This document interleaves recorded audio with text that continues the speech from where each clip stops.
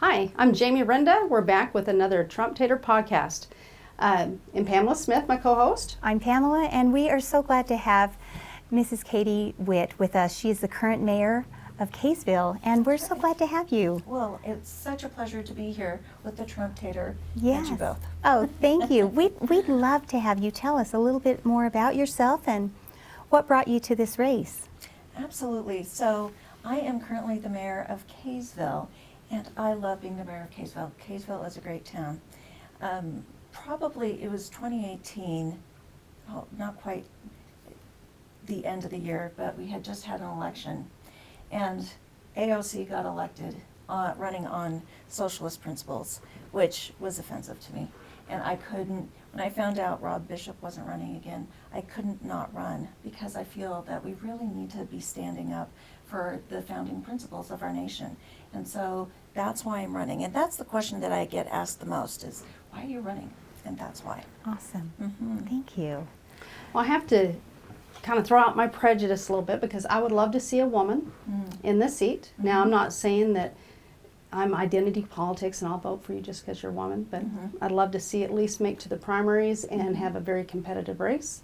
Yeah. We definitely need more conservative women in Congress, so we're excited to get to know you a little bit better and what you stand for and what your approach will be to being our representative in Congress. Absolutely.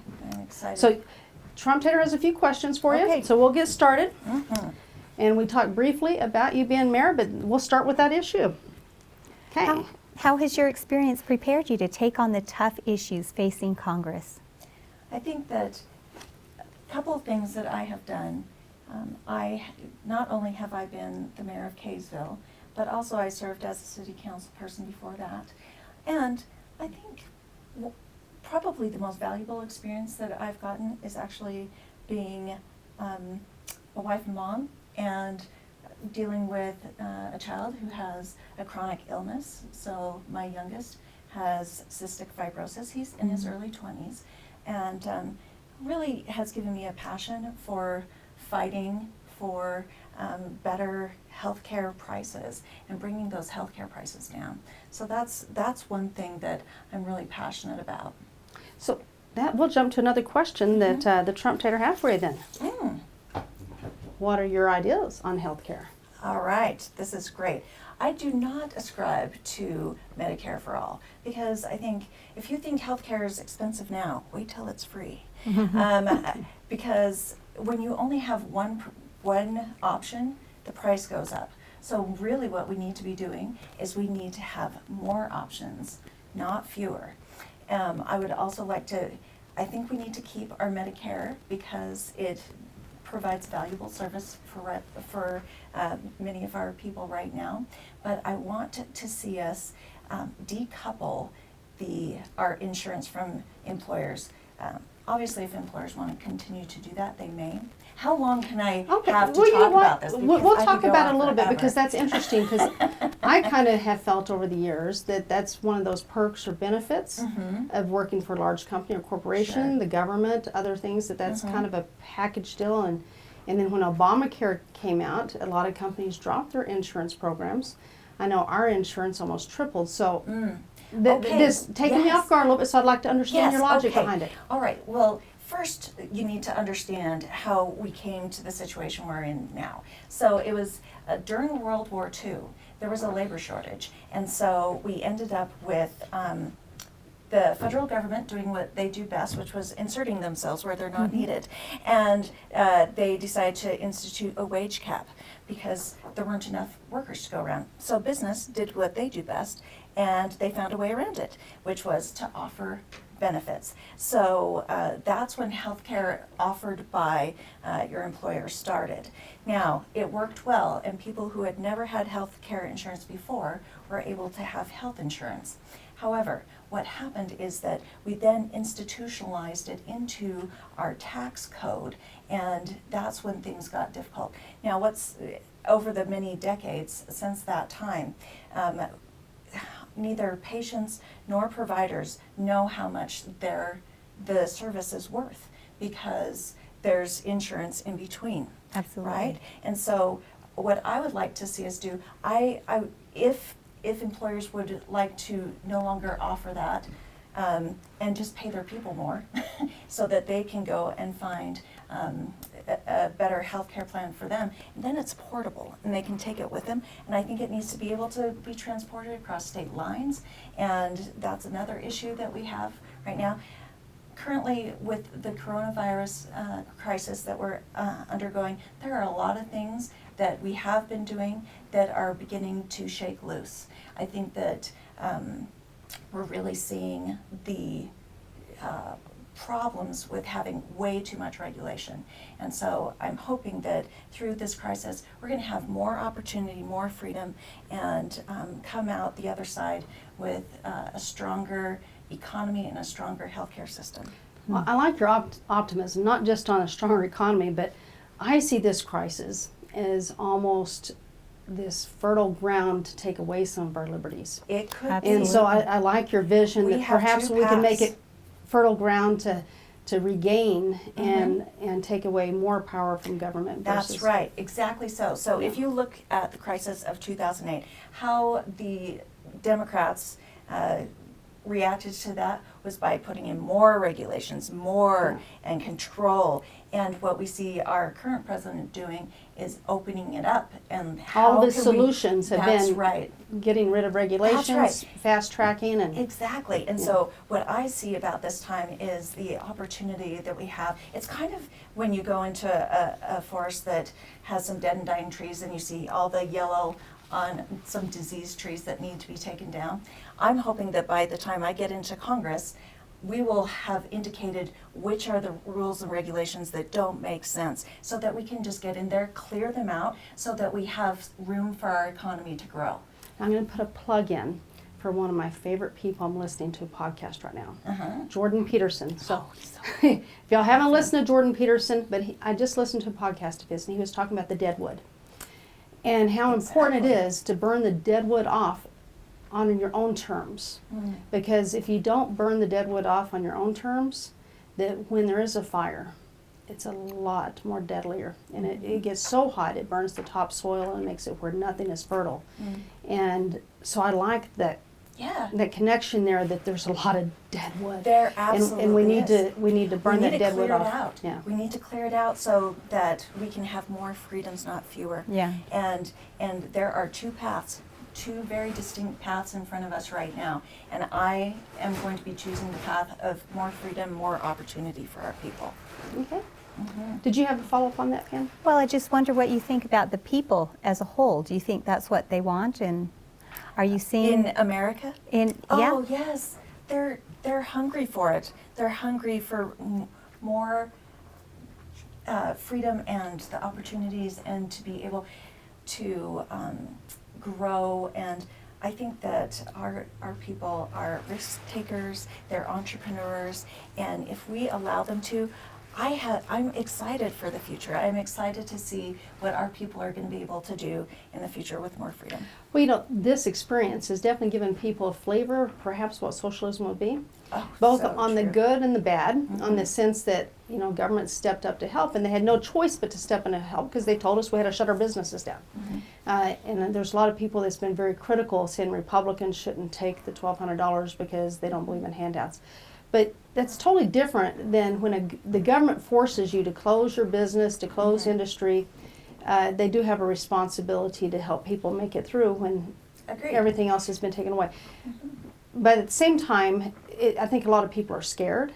And so that feeling of wanting to be taken care of, but they're having a feeling of having their freedoms completely stripped away from them too, being told where they Exactly. can go and everything else. So Yes. I'm hoping that that's going to outweigh that feeling of, do I really want the government dictating? But people will have to step up as individuals and not Yeah. just turn a blind eye to their leaders. They need to speak That's up. right.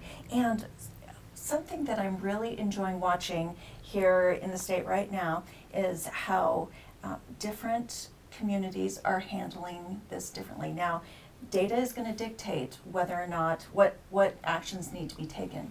Now, in Davis County, what they are doing is they have reiterated the governor's stay home, stay safe order, but We are not doing a lockdown. We are trying to keep our businesses open as long as possible. Yes. Now, when you mentioned about the concern about the stimulus package, essentially.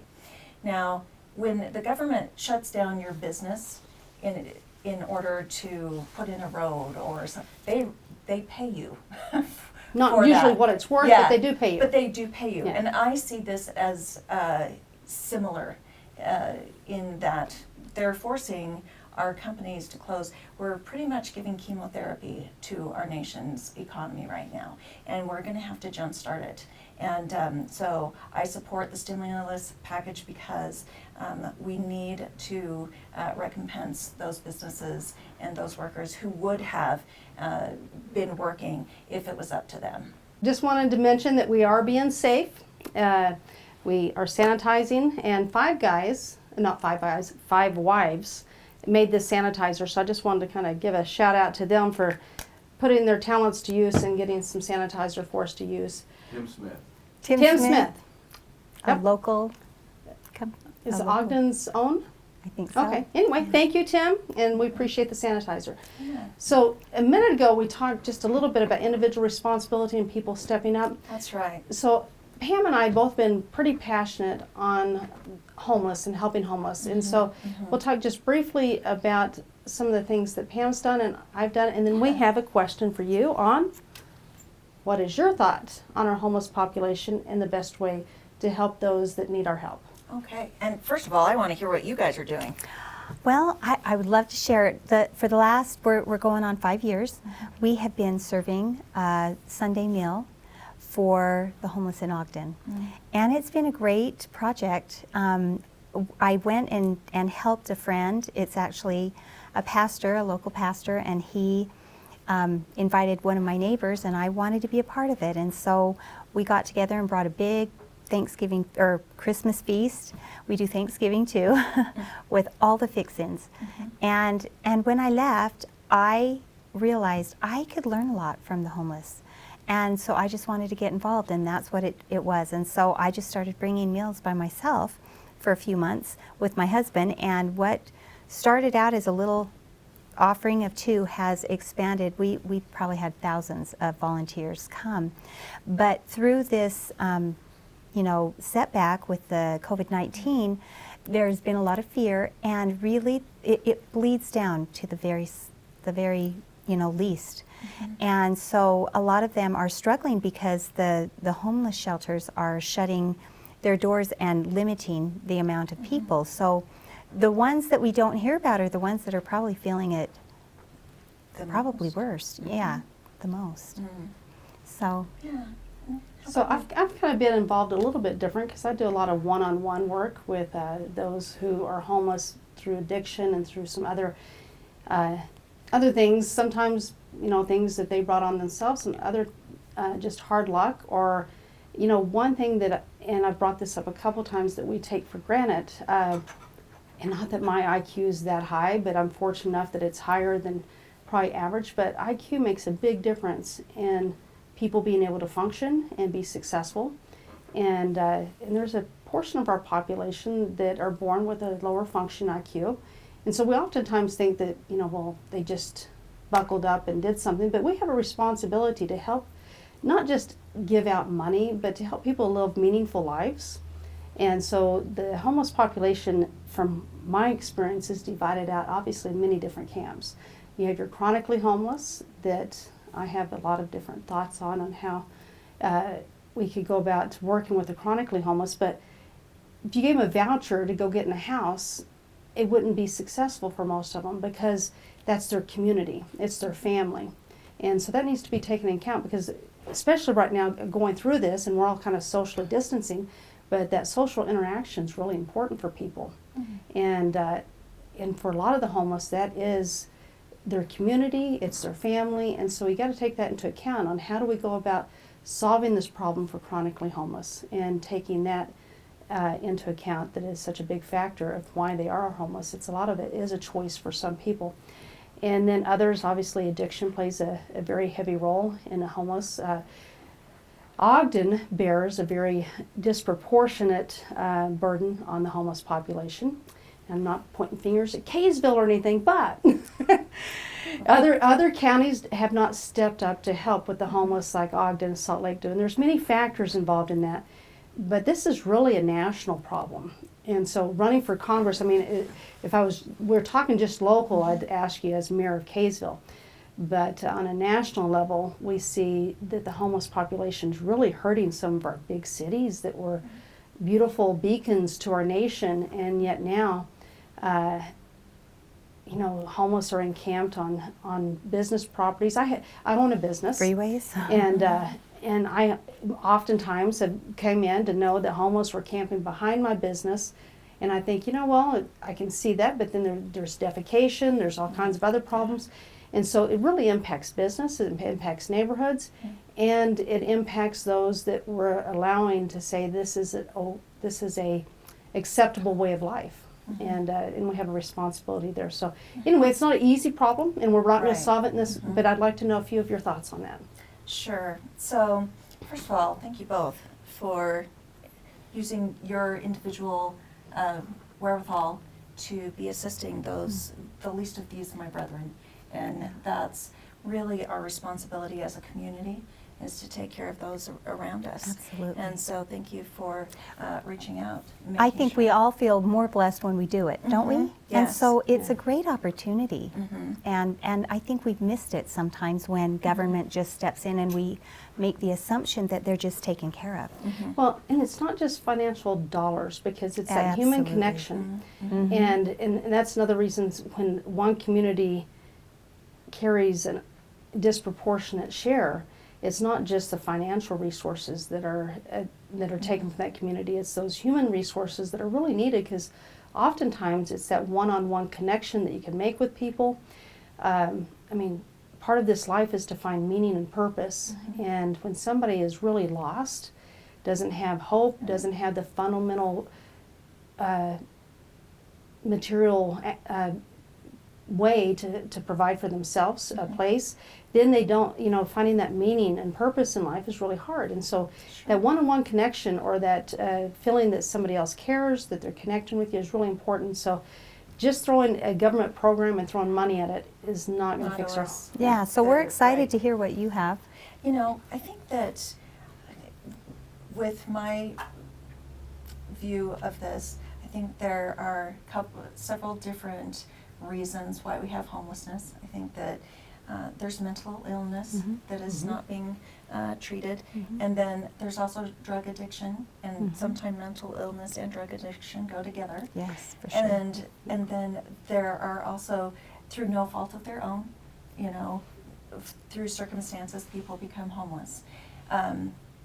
Couple of things. Now, first of all, I do think that we need to secure our borders when it comes to trying to cut off the supply of drugs coming across the border. So that's one thing that I have taken a very strong stand on. So we need to do that. When it comes to mental illness, I believe that we got rid of mental health on the federal level.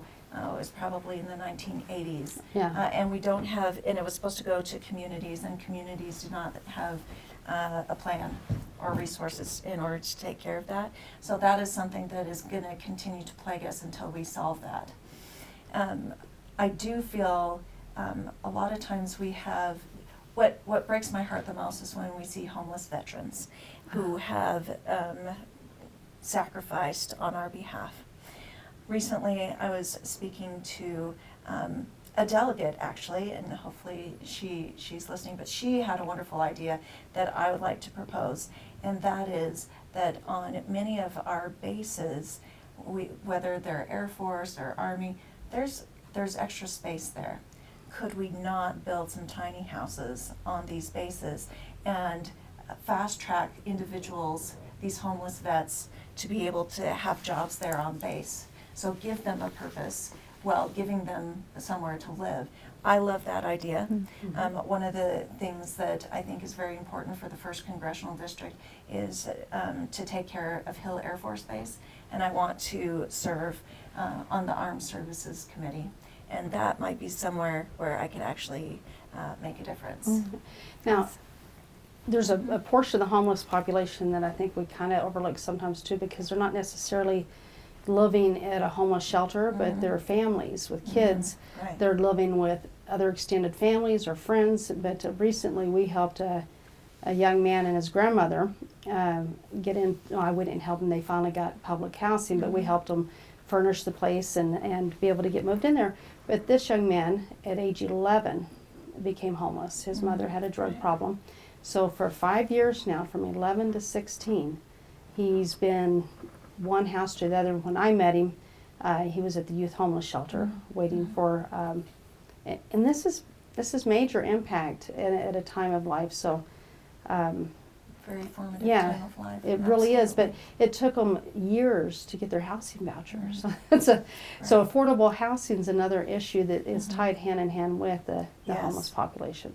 Absolutely, and that's a state issue that needs to be looked at, and but we all need to be working together to find solutions, and so I definitely want to be one of the advocates in DC when it comes to finding solutions. Awesome. Okay, well, we'll go on. Mhm. I think you had this question that you said you would like us to ask. So, TrumpTater, let's give it to Katie and see what she has to say about our national debt. All right. I'm sure that it's a little bit different than it was a couple weeks ago.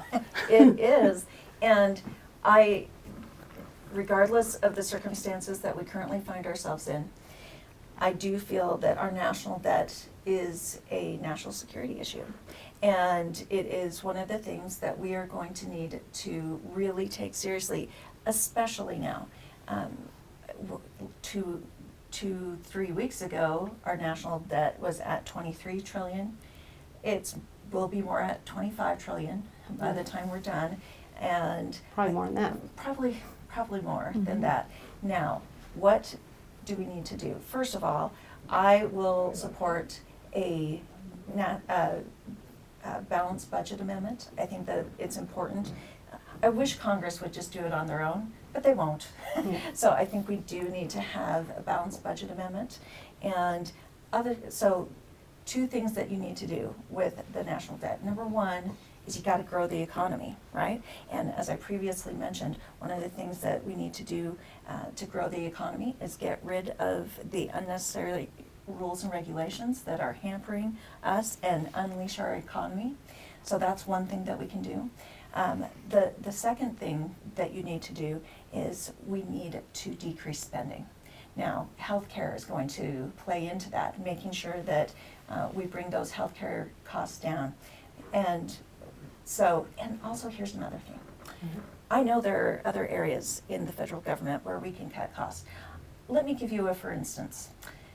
The Department of Education, I will say that I think there is a role for the Department of Education, and that is to make sure that the civil rights of students are maintained, and also there's some federal mandates that need to be overseen.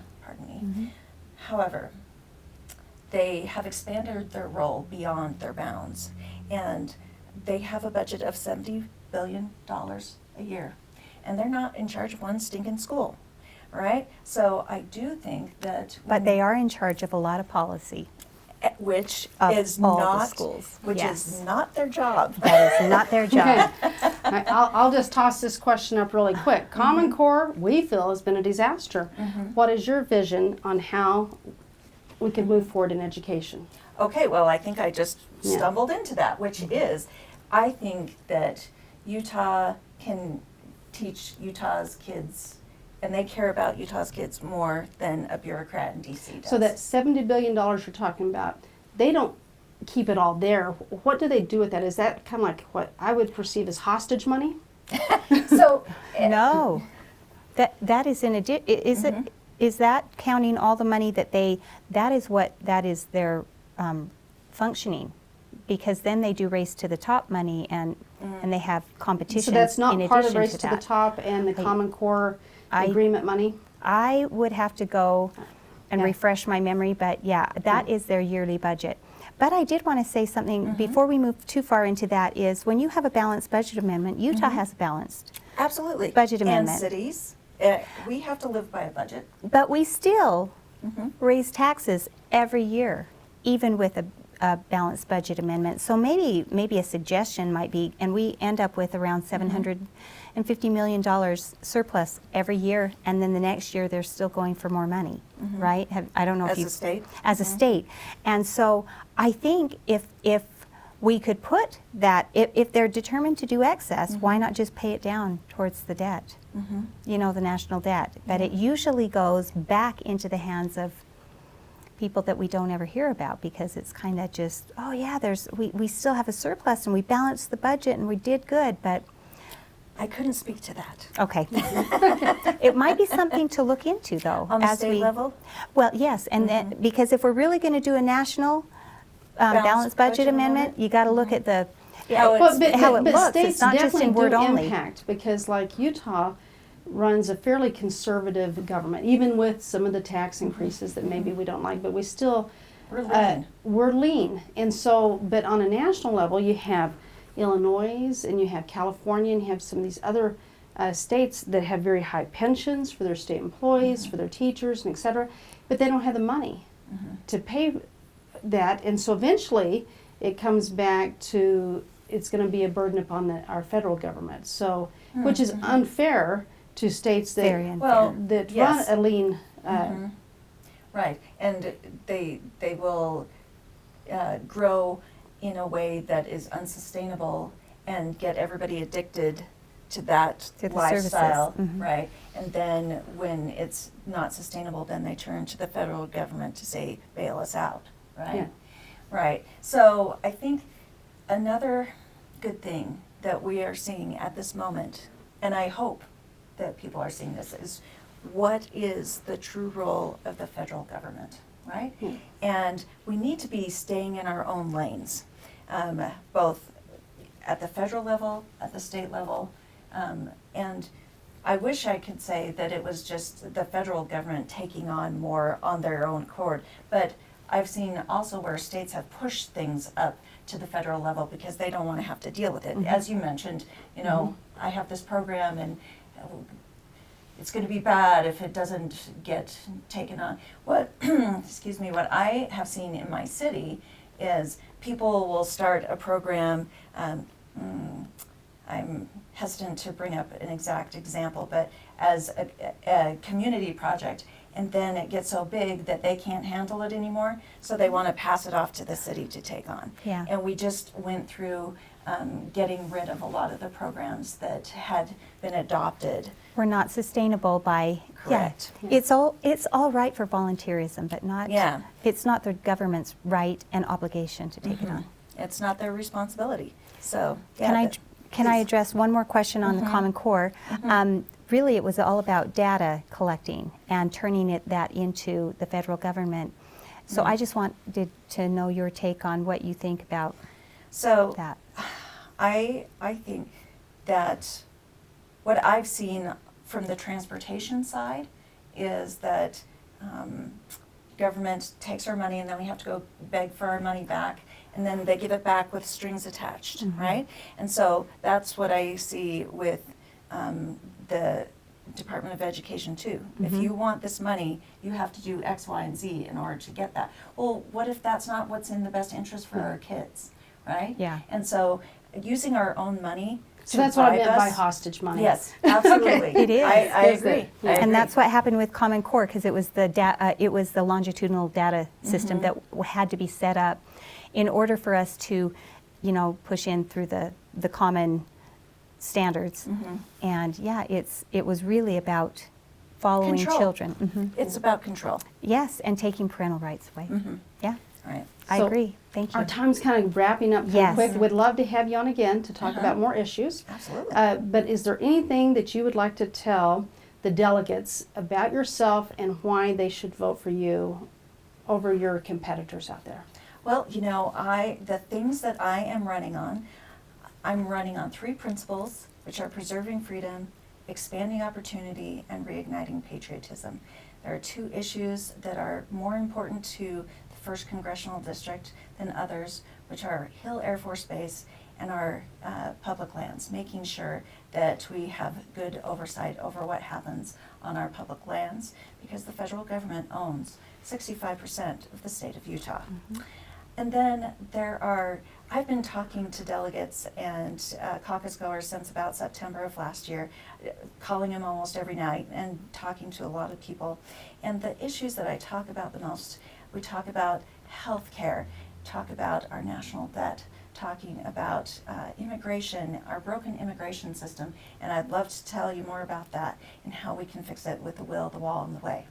And there are so many issues that we need to take a firm stand on right now, that I feel that I'm in a good position to be able to bring people together and really make a difference and move the ball down the field in Washington, D.C. So that's why I think I am the best candidate. Awesome. Well, I'm going to throw a slight conspiracy theory out there. Okay. Because when Trump was elected, we had the House, we had the Senate, and we had the presidency.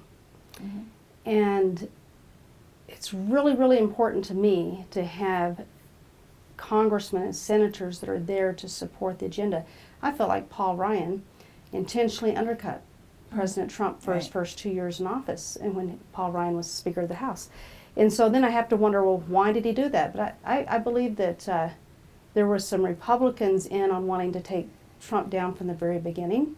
And Paul Ryan, I believe, was one of those. But well, it all rolls back to control, doesn't it? Right?